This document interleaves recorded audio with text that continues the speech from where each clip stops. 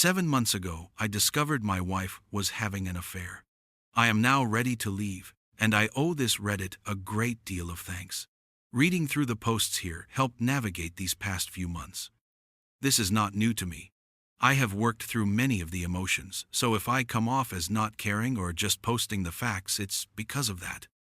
Believe me when I say I have been through an emotional ringer these past months. I just want to get the facts out and ask for some opinions. Sorry it's so long. 7 months ago, I was sucker punched by my wife's AP in a bar. My wife, her brother and his wife, and my wife's best friend and her husband decided to grab drinks after attending a concert. I don't drink, so I became the designated driver as usual. At one point, the ladies went to the restroom, and 2 came back, but my wife did not. Her best friend stated she was having some stomach trouble and would be along shortly. After a few minutes, I needed to go myself, so I went to the restroom. As I made my way through the crowd, I spotted my wife standing and talking to a man.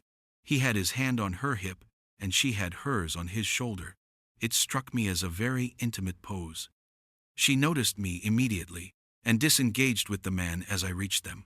She grabbed my arm to pull me back toward our table as I asked who he was. The guy replied, "None of your business," and at the same time my wife pulled me again.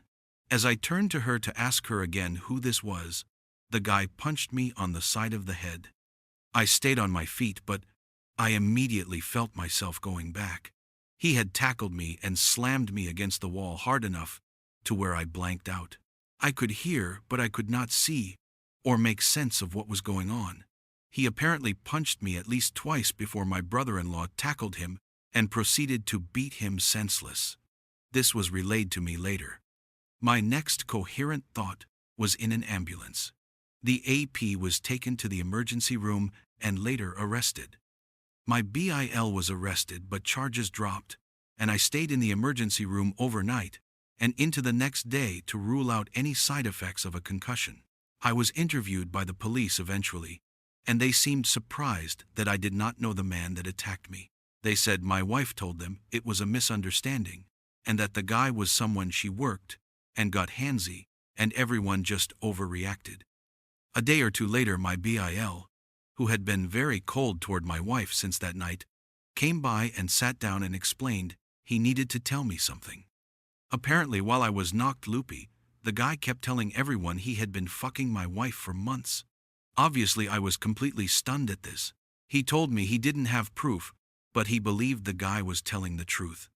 He struggled with telling me, so he did some research on how the best way to handle this was, and he realized that it was the right thing to do to tell me.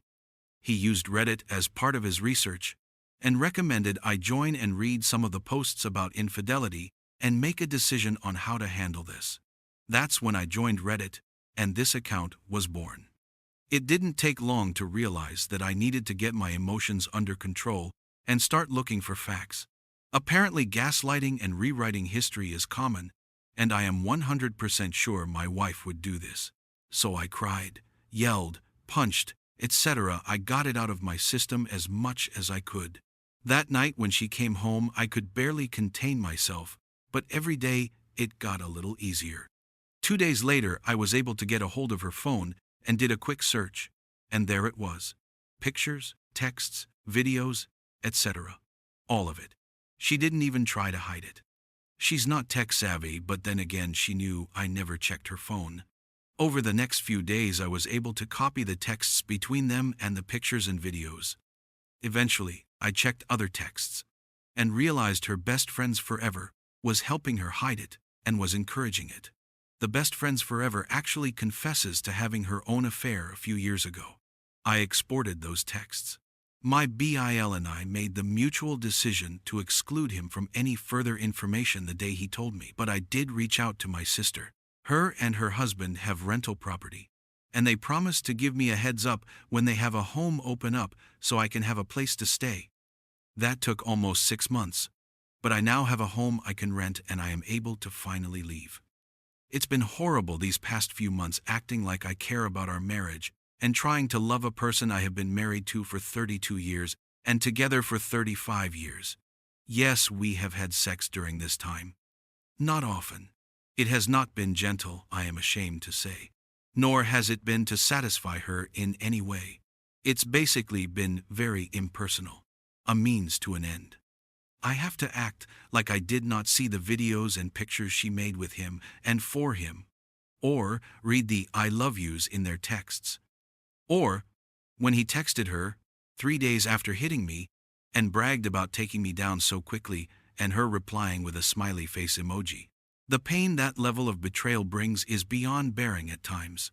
With that, I am now ready to leave. I have divorce papers in hand. I have an envelope full of copies of the texts, pictures, and stills from the videos. I know who he is, and where he lives. I know who his wife is and where she works. I even know his children's name and where they go to school.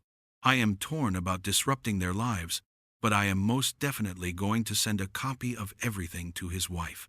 I am struggling with confrontation or ghosting. I understand the dangers of confronting her and how she can play it into a situation where I could get arrested.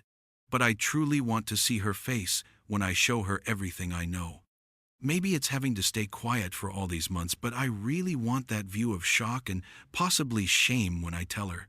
But I can also see the benefit of just leaving it on the counter and walking away. This may be silly to ask everyone, but until now, I have had a clear goal to gather and prepare to leave. But now, I have a choice, and would like some opinions. Some quick info about us. Finances are separate, with a joint divided by checking savings.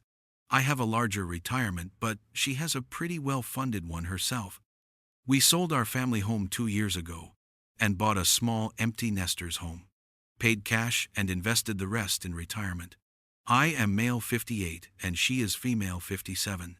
We both have taken good care of ourselves physically, and she is every bit a beautiful woman. The AP is 35.